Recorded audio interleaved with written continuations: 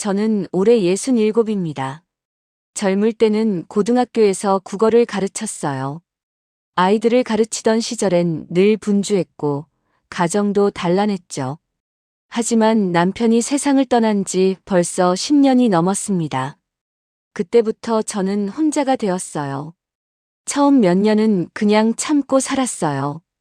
아들은 외국에서 가정을 꾸리고 있어서 저는 한국에서 혼자 지내야 했습니다. 퇴근 후 집에 돌아오면 불 꺼진 거실. 식탁 위엔 혼자 먹을 밥상만 덩그러니 놓여 있었죠. 그 고요함이 처음엔 좋기도 했어요. 아무도 간섭하지 않고 제 마음대로 할 수 있었으니까요. 그런데 시간이 지날수록 허전함이 더 크게 다가왔습니다.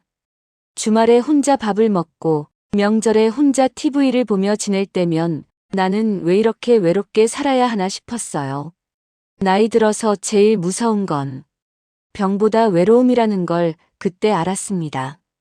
그러던 어느 날 교회 지인이 저를 붙잡고 조심스럽게 물었습니다. 윤경 씨, 혹시 다시 누구 만날 생각은 없으세요? 저는 웃으면서 손을 저었어요. 이 나이에 무슨 결혼이에요. 그냥 이렇게 살다 가는 거죠. 그런데 지인이 계속 말했습니다. 아니에요. 윤경 씨 같은 분이라면 분명 좋은 인연이 올 거예요. 제가 아는 분이 계신데 혹시 한번 만나보시겠어요? 그 순간 마음 한구석이 흔들렸습니다. 이 나이에 새로운 인연이라니. 부끄럽고 두렵기도 했지만 오래된 갈증처럼 묘한 기대가 생겼습니다. 며칠 뒤 저는 약속된 장소로 나갔습니다.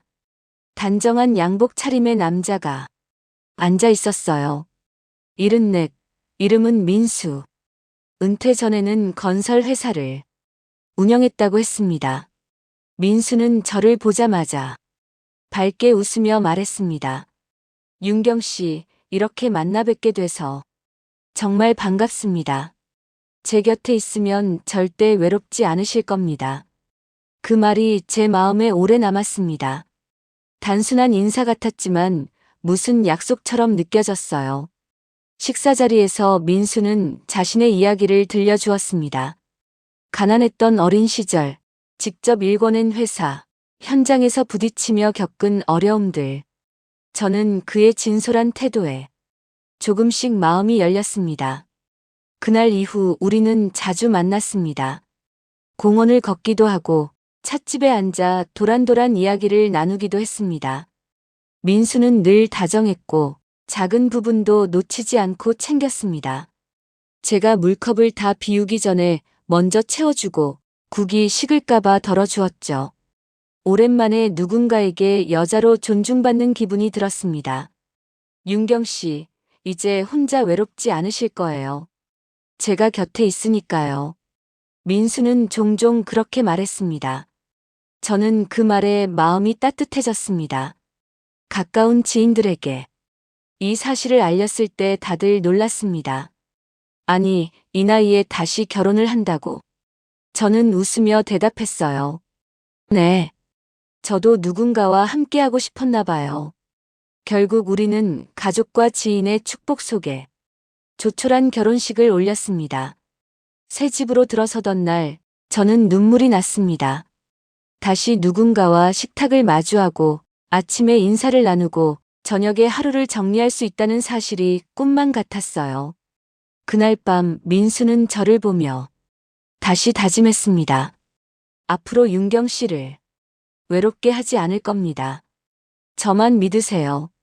저는 고개를 끄덕이며 웃었습니다. 정말 오랜만에 안식처를 찾은 것 같았거든요. 하지만 그때는 알지 못했습니다. 그 약속이 단순한 배려가 아니라 제 삶을 흔들 운명의 시작이 될 줄은요. 결혼 초반의 민수는 정말 다정했어요. 아침에 눈을 뜨면 먼저 제 이름을 부르며 웃어주었고 작은 꽃다발이나 과일을 사와서 제 손에 쥐어주기도 했습니다. 저는 오랜만에 여자로서 사랑받는다는 느낌이 들어 마음이 따뜻했지요. 민수는 늘 이렇게 말하곤 했습니다. 윤경 씨, 이렇게 곁에 있어 주셔서 얼마나 고마운지 몰라요. 그 말을 들을 때마다 내가 아직도 누군가에게 필요한 사람이구나 하고 위로를 받았습니다. 그런데 시간이 조금 지나면서부터 민수의 애정 표현이 달콤하다 못해 조금은 과하게 다가오기 시작했어요. 식탁에서 밥을 먹다가도 제 손을 덥석 잡고는 윤경 씨, 지금도 예뻐요. 라고 속삭였고 설거지를 하고 있을 때도 다가와서 등을 감싸 안았습니다. 처음에는 부부니까 그럴 수 있지.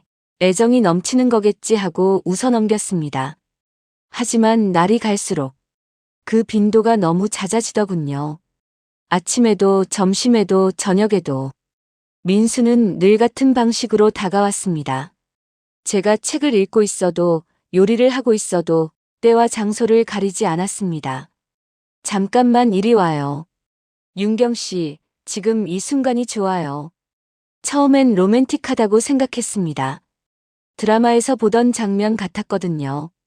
하지만 매일 하루에도 여러 번 반복되니 점점 피로감이 쌓였습니다. 제가 조심스럽게 말했어요. 민수 씨, 저 조금만 쉬고 싶어요. 그랬더니 민수는 웃으면서 이렇게 대답했습니다. 윤경 씨, 나이 들수록 더 소중한 거 아니겠어요? 지금 우리가 함께하는 이 시간이 얼마나 귀한데요. 그 말에 저는 순간 마음이 흔들렸습니다. 민수의 말처럼 늦게 만났으니 더 간절할 수도 있겠지 싶었어요. 하지만 마음속 깊은 곳에서는 이게 정상일까 하는 의문이 자꾸 생겼습니다. 결혼한 지 3개월이 조금 지났을 무렵부터 저는 민수의 눈빛이 달라지고 있다는 걸 느꼈습니다. 처음엔 따뜻했던 눈빛이 점점 집착처럼 변해가는 것 같았습니다. 그가 제 손을 잡고 말했을 때도 윤경 씨, 아직도 이렇게 예쁜데 어떡하죠? 라는 말 속에 묘한 긴장감이 묻어나기 시작했어요. 저는 애써 스스로를 설득했습니다. 신혼이니까 그럴 수 있다고. 나를 사랑하니까 그러는 거라고.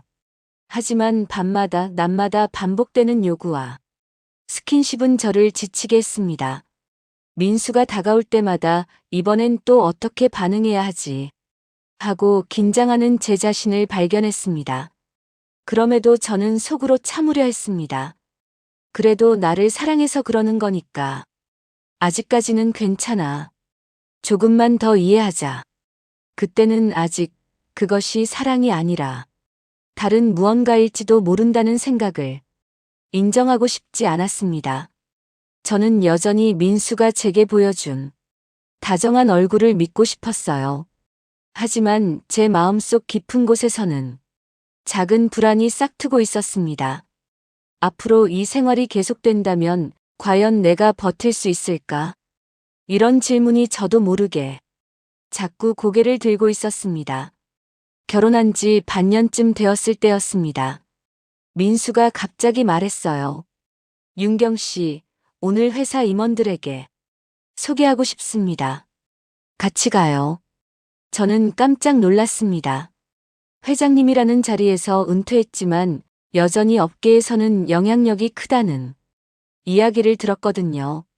그런 자리에 제 손을 잡고 가고 싶다는 말이 처음엔 자랑스러웠습니다. 제가 가도 괜찮을까요? 당연하죠. 제 아내인데요. 그 말이 너무 따뜻하게 들려서 고개를 끄덕였습니다. 그날 우리는 검은색 고급 승용차에 올랐습니다. 기사님이 운전대를 잡고 저는 민수 옆에 나란히 앉았습니다. 벤츠 뒷좌석이라는 자리는 낯설었지만 동시에 제 마음을 설레게 했습니다. 내가 이제 이 사람의 아내구나. 내가 다시 한번 가정을 꾸렸구나. 민수는 차 안에서도 다정했습니다. 윤경 씨, 아직도 너무 예쁩니다. 정말 내가 복받은 사람이에요. 그렇게 말하며 제 다리를 살짝 쓰다듬었습니다. 처음에는 그냥 애정 표현이라고 생각했어요. 하지만 곧이어 어깨를 감싸 안더니 제 귀에 대고 낮은 목소리로 속삭였습니다. 윤경 씨처럼 아름다운 여인을 나만 알고 있는 게 아깝네요. 저는 순간 당황했습니다. 기사님이 운전하고 있는데 이건 조금 과한 것 같았어요. 그렇지만 애써 웃으며 넘겼습니다. 사랑한다는 뜻이겠지. 그냥 나를 예뻐해 주는 거겠지. 그때 민수가 기사님 쪽을 보더니 손짓을 했습니다. 말로 한 게 아니고 눈빛과 손동작이었는데 기사님은 고개를 끄덕이며 차선을 바꿨습니다. 어디 가는 거예요? 제가 묻자 민수는 짧게 대답했습니다. 잠깐 들를 데가 있어요. 잠시 후 차는 한적한 곳으로 향했습니다. 창밖을 보니 공사가 중단된 아파트 현장이 보였습니다. 아무도 없는 썰렁한 현장이었죠. 차가 멈추자 기사님은 아무 말 없이 차에서 내려 멀리 걸어갔습니다. 빈 현장에 차와 우리 둘만 남았습니다. 민수 씨, 여기가 어디예요? 제가 묻자 민수는 눈빛을 바꿔 저를 보며 말했습니다. 윤경 씨, 우리 잠깐만요. 그 순간 분위기가 완전히 달라졌습니다. 민수의 눈빛은 아까와는 전혀 달랐습니다. 집에서 보던 다정한 눈빛이 아니라 뭔가 다른 욕망이 섞인 눈빛이었어요. 저는 당황했습니다. 여기서요? 기사님이 보잖아요. 괜찮아요. 저 멀리 있으니까요. 처음에는 거부감이 들었지만 부부니까 이해하려고 했습니다. 이 사람도 나와 함께하는 걸 간절히 원하니까. 그렇게 스스로를 설득했어요. 하지만 그날 이후 비슷한 일이 계속 반복됐습니다. 회사를 간다면서 꼭 그 공사 현장에 들렀고 기사님은 언제나 차에서 내리곤 했습니다. 처음엔 낯설었지만 나중에는 마치 정해진 수순처럼 느껴질 정도였습니다. 저는 점점 이상한 생각이 들기 시작했습니다. 정말 사랑 때문일까? 아니면 다른 이유가 있는 걸까? 그럼에도 불구하고 저는 애써 믿으려 했습니다. 민수의 다른 얼굴은 보지 않으려 했습니다. 여전히 제 앞에서는 다정했고 집에서는 따뜻하게 안아주었으니까요. 하지만 마음속 어딘가에선 알 수 없는 불안이 피어오르고 있었습니다. 사랑이라고 하기엔 뭔가 어긋나 있는 듯한 기분. 그 기분이 서서히 제 일상에 그림자를 드리우기 시작했습니다. 결혼 생활이 이어지면서 저는 점점 지쳐갔습니다. 민수는 하루도 빠짐없이 저를 찾았습니다. 아침에 눈을 뜨자마자 제 곁에 와서 윤경 씨, 오늘도 예쁘네요. 하며 뒤에서 안아주었어요. 그 자체만으로는 나쁜 게 아니었습니다. 처음에는 오히려 행복했죠. 그런데 문제는 멈추질 않았다는 거예요. 저는 아침마다 부엌에서 밥을 준비했습니다. 국을 끓이고 반찬을 꺼내는 그 짧은 시간에도 민수는 꼭 제 뒤에 와서 안았습니다. 아침부터 이렇게 고운 걸 보면 하루가 행복해져요.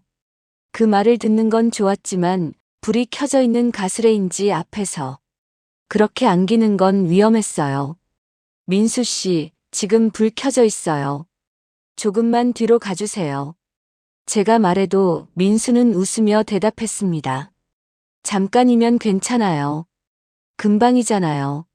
저는 늘 긴장했습니다. 혹시라도 가스불이 넘어가거나 뜨거운 국물이 쏟아지면 어쩌나 그런 걱정이 앞섰습니다. 점심에도 상황은 비슷했습니다.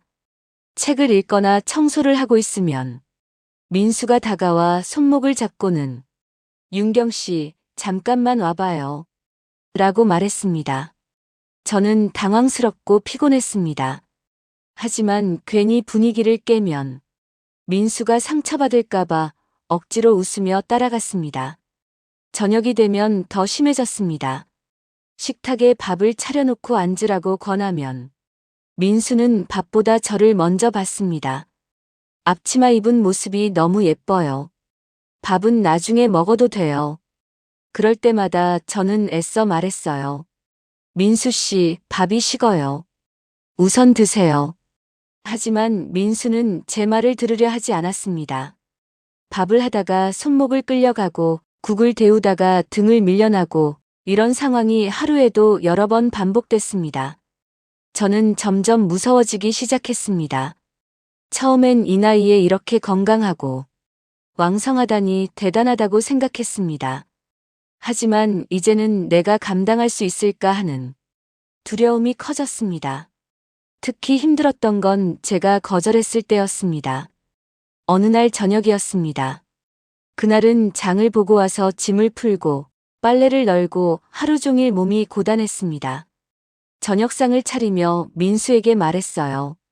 민수 씨, 오늘은 좀 피곤해요. 저녁 먹고 나서 쉬고 싶어요. 순간 민수의 얼굴이 굳었습니다. 피곤해? 나한테 피곤하다고? 목소리가 차갑게 변했습니다. 저는 당황해서 손사래를 쳤습니다. 그게 아니라 정말 몸이 힘들어서요. 힘들어? 그럼 나는 뭐예요? 나도 하루 종일 회사에서 일했어요.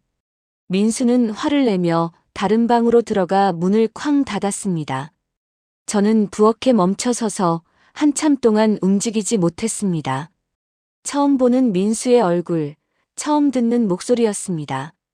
내가 뭘 잘못했나? 그 생각만 계속 맴돌았습니다. 저녁을 다 차렸지만 민수는 나오지 않았습니다. 방 앞에 가서 조심스럽게 말했어요. 민수 씨, 저녁 드세요. 하지만 대답은 돌아오지 않았습니다. 시간이 흘러도 방은 조용했습니다. 걱정이 되어 문을 열었을 때 저는 믿을 수 없는 광경을 보게 됐습니다. 저를 보더니 놀라는 기색도 없었어요. 오히려 당당하게 말했습니다. 윤경 씨, 들어와요. 저는 온몸이 얼어붙었습니다. 민수 씨.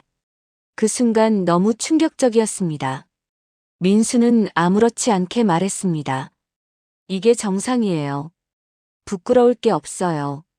저는 더 이상 방 안에 있을 수가 없었습니다. 도망치듯 나와버렸습니다. 그날 밤 저는 잠을 한숨도 이루지 못했습니다. 이게 정상일까? 이게 사랑일까? 머릿속에서 같은 질문이 수없이 반복되었습니다. 결혼 전에 보았던 민수의 모습은 어디에도 없었습니다.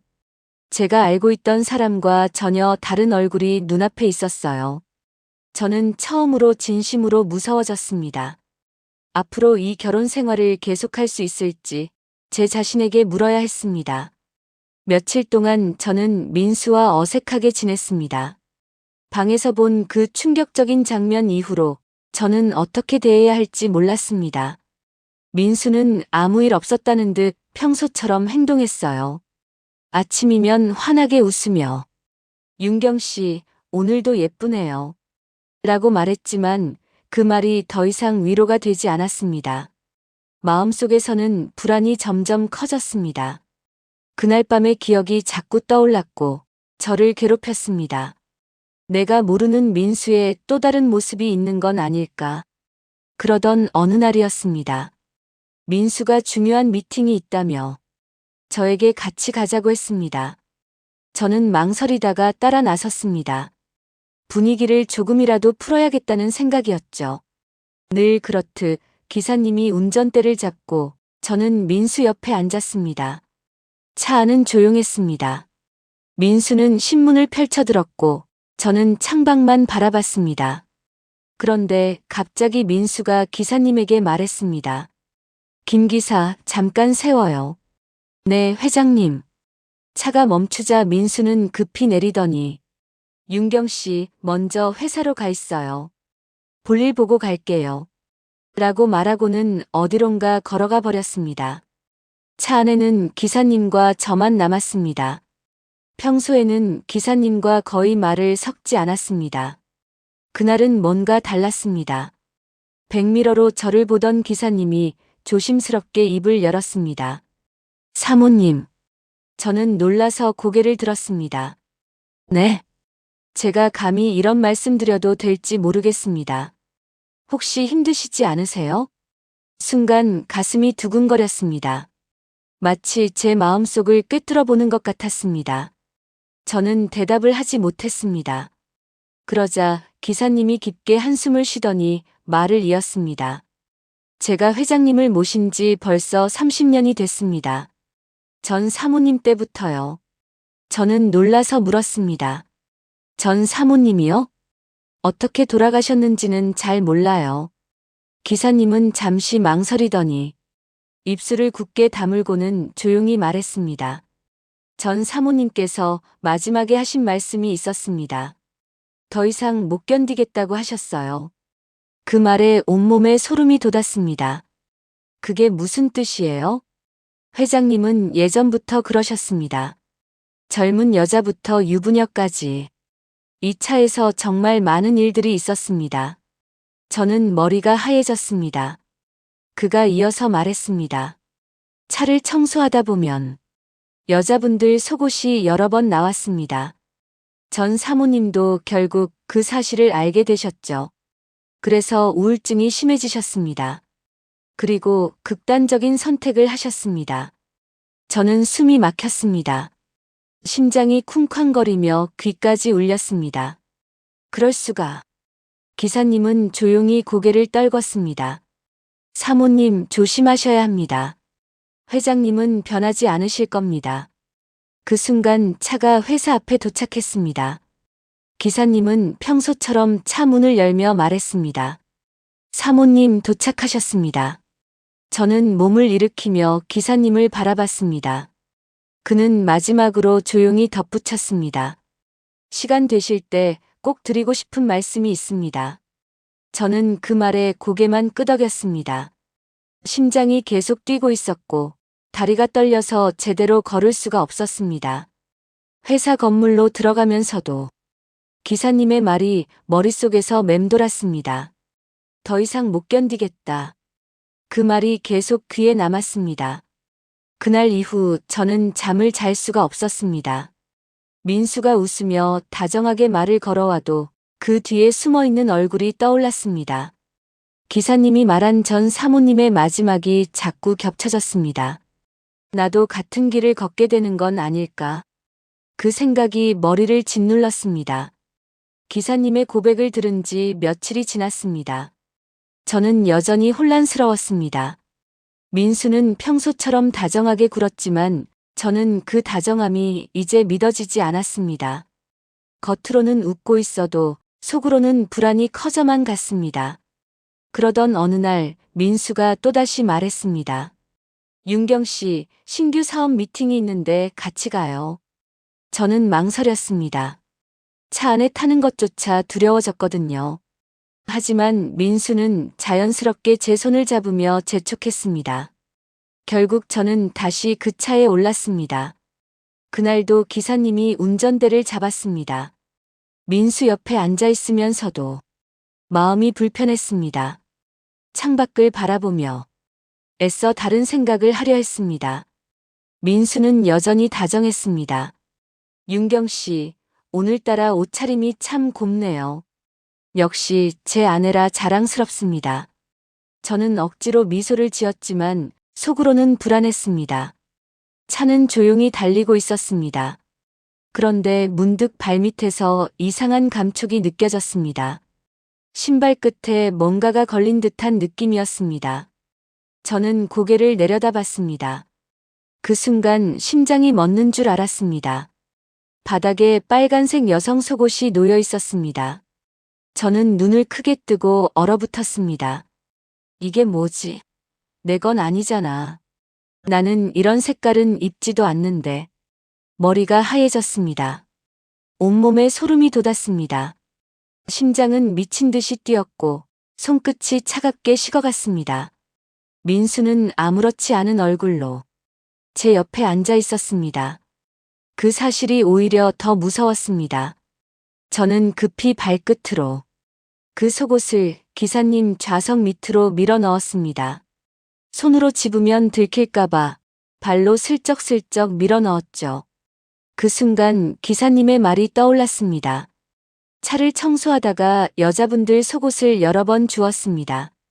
전 사모님도 결국 알게 되셨습니다. 머릿속이 핑 돌았습니다. 눈앞의 장면과 기사님의 고백이 겹쳐지면서 모든 게 현실로 다가왔습니다. 이 차 안에서 분명히 다른 여자들과 그런 일이 있었던 겁니다. 저는 숨이 막혔습니다. 호흡이 거칠어지고 얼굴이 달아올랐습니다. 민수가 제 얼굴을 보며 말했습니다. 윤경 씨, 괜찮아요? 얼굴이 왜 이렇게 하얘졌어요? 저는 간신히 대답했습니다. 조금 멀미가 나서요.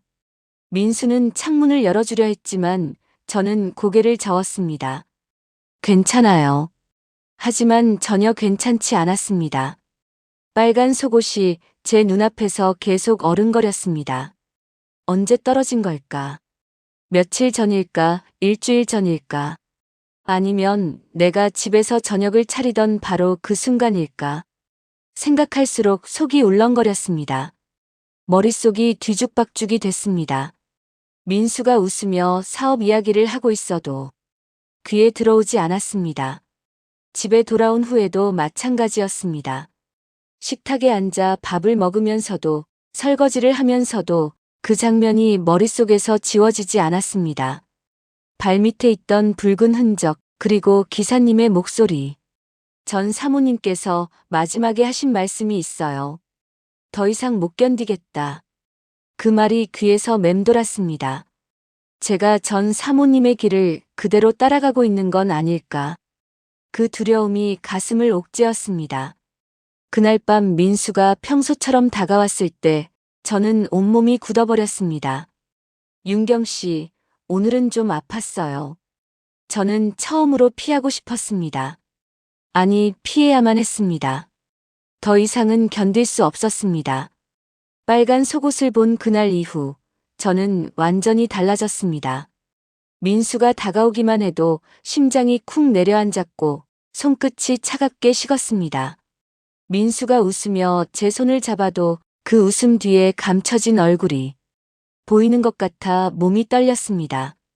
저는 밥을 하면서도 잠자리에 누우면서도 불안에 사로잡혔습니다. 언제 또 무슨 일이 벌어질까?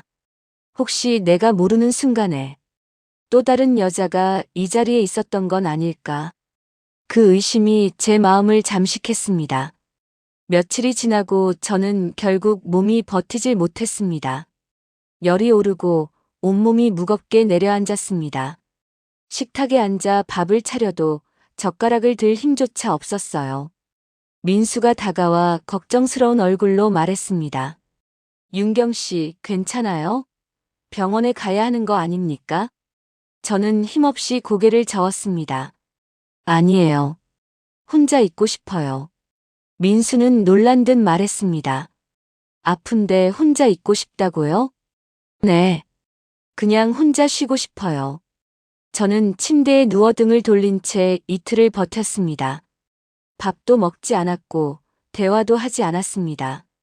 민수가 몇 번 들어와 상태를 살폈지만 저는 눈을 감고 대답하지 않았습니다.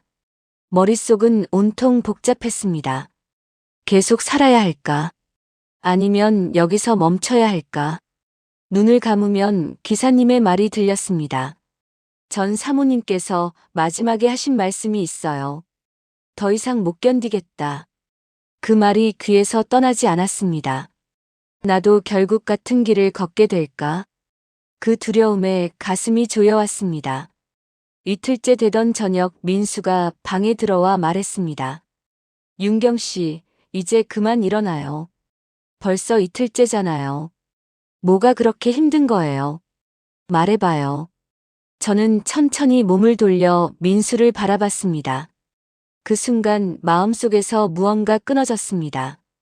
이 사람과는 더 이상 살 수 없다. 저는 조용히 입을 열었습니다.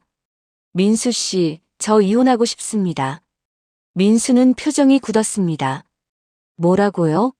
이혼이라니요. 더 이상은 함께할 수 없을 것 같아요. 저 힘들어요. 민수는 당황한 듯 제 옆에 앉으며 말했습니다. 갑자기 왜 이런 소리를 해요? 내가 뭐 잘못했습니까? 저는 말끝을 흐렸습니다. 잘못이라기보다 그냥 맞지 않는 것 같아요. 이렇게는 못 살겠어요. 민수는 잠시 아무 말도 하지 않았습니다. 그러다 이내 짧게 대답했습니다. 알겠어요. 그렇게 합시다. 억지로 붙잡고 있을 이유는 없죠. 저는 순간 귀를 의심했습니다.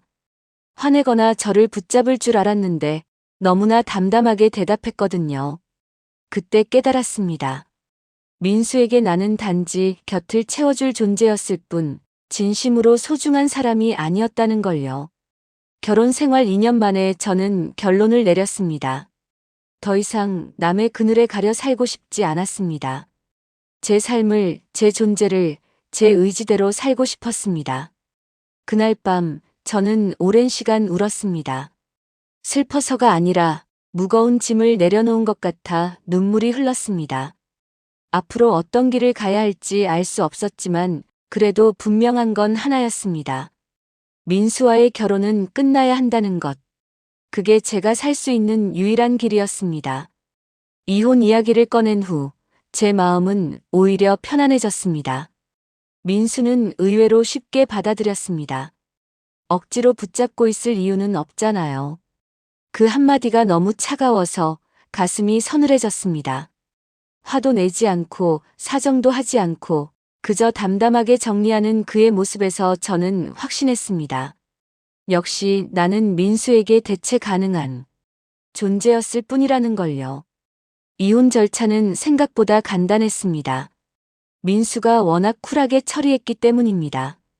재산도 일정 부분 나누어 주었고 당분간 생활비도 챙겨주겠다고 했습니다. 물론 그의 거대한 재산에 비하면 작은 금액이었지만 제게는 큰 도움이 됐습니다. 그 돈으로 저는 작은 원룸을 얻었습니다. 넓지는 않았지만 제 이름으로 계약한 공간이 있다는 게 그렇게 기쁠 수가 없었습니다. 짐을 다 풀고 원룸 바닥에 앉았을 때 눈물이 터졌습니다. 슬픔의 눈물이 아니라 자유의 눈물이었습니다. 누구에게도 끌려다니지 않고 제 마음대로 쉴 수 있는 집. 그 사실이 저를 울게 했습니다. 민수와는 깔끔히 정리했습니다. 마지막으로 만났을 때 민수가 말했습니다. 윤경 씨, 앞으로 잘 사세요. 저도 고개를 숙이며 대답했습니다. 민수 씨도 건강하세요. 그 말로 우리의 짧은 결혼 생활은 끝이 났습니다. 66세에 다시 혼자가 되었지만 이번에는 달랐습니다. 외롭기보다는 홀가분했습니다. 며칠 동안은 막막했습니다. 앞으로 뭘 해야 할지, 어떻게 살아야 할지 감이 잡히지 않았습니다. 하지만 곧 예전 동료가 떠올랐습니다. 보험회사에서 함께 일하던 미경이었습니다. 저는 용기를 내서 전화를 걸었습니다. 미경아, 나 윤경이야. 어머, 윤경 씨. 정말 오랜만이다. 잘 지내지? 사실 이혼했어. 혹시 일할 수 있는 데가 있을까 해서. 전화기 너머로 잠시 침묵이 흘렀습니다. 그리고 미경이 조용히 말했습니다. 잘했어. 이제라도 내 인생을 찾아야지. 내가 도와줄게. 그 말을 듣는 순간 눈물이 또 쏟아졌습니다. 이번에는 위로의 눈물이었습니다. 며칠 후 저는 작은 보험 대리점에서 일을 시작했습니다. 20년 만에 다시 일하는 자리라 쉽지는 않았습니다. 상품도 바뀌었고 규정도 복잡해졌습니다. 하지만 몸은 기억하고 있었습니다. 고객을 대하는 법, 서류를 다루는 법, 설명하는 방법까지 모두 손에 남아 있었습니다. 저는 퇴근 후에도 책상에 앉아 공부했습니다. 나이 66에 교재를 펼쳐놓고 밤마다 글자를 따라가는 제 모습이 우스웠지만 기분은 좋았습니다. 이번에는 누구의 아내가 아니라 제 이름으로 다시 시작하는 삶이었으니까요. 시간이 흐르자 성과도 조금씩 올라갔습니다. 상위권 성적에 이름이 올랐고 동료들은 제게 놀라며 말했습니다. 윤경 선생님, 정말 대단하세요. 이 나이에 이런 열정이라니요. 저는 겸손하게 웃으며 대답했습니다. 아직 많이 부족해요. 그래도 해보려고요. 그 말 속에는 제 의지가 담겨 있었습니다. 더 이상은 남에게 끌려가지 않고 제 삶을 제가 책임지겠다는 다짐이었죠. 집에 돌아와 혼자 컵라면을 먹을 때면 묘했습니다. 외롭지만 편안했습니다. 누구도 갑자기 등을 안지 않고 밥 먹다 말고 어디로 끌고 가지 않았습니다. 내가 원할 때 쉬고 내가 원할 때 일어날 수 있는 집. 그 자유가 제겐 세상 무엇보다 소중했습니다. 6개월쯤 지나 뜻밖의 일이 찾아왔습니다. 소비자원에서 연락이 왔습니다. 보험 상담 봉사활동에 참여해달라는 제안이었습니다. 처음에는 망설였습니다. 제가 도움이 될까요? 그러자 담당자가 말했습니다. 물론입니다. 경력도 있고 지금도 활동하시니까 최고의 조건이에요. 그렇게 주말마다 봉사활동을 하게 됐습니다. 처음 상담해드린 분은 60대 여성이었습니다. 보험금을 못 받았다고 눈물을 흘리며 찾아왔습니다. 서류를 보니 명백히 보험사에서 잘못 처리한 사건이었습니다. 저는 차분히 안내했고 한 달 후 그 여성분은 보험금을 돌려받았습니다. 그분이 두 손을 꼭 잡으며 말했습니다. 정말 감사합니다. 선생님 덕분이에요. 그 순간 저는 깨달았습니다. 아, 이게 진짜 보람이구나. 젊었을 때는 돈을 위해 보험을 팔았지만 이제는 사람을 위해 보험을 다루고 있었습니다. 66에 찾은 진짜 행복이었습니다. 아침에 눈을 뜨면 기대가 생겼습니다. 오늘은 누구를 도와줄 수 있을까? 내 경험이 누구에게 도움이 될까? 그제야 알았습니다. 사랑이라는 이름으로 포장된 집착은 결국 폭력이었다는 것을요. 진짜 사랑은 받는 게 아니라 주는 거였고, 진짜 행복은 돈이 아니라 보람이었습니다. 늦게 시작했지만 괜찮았습니다. 아니, 지금이야말로 제 인생의 진짜 시작이었습니다.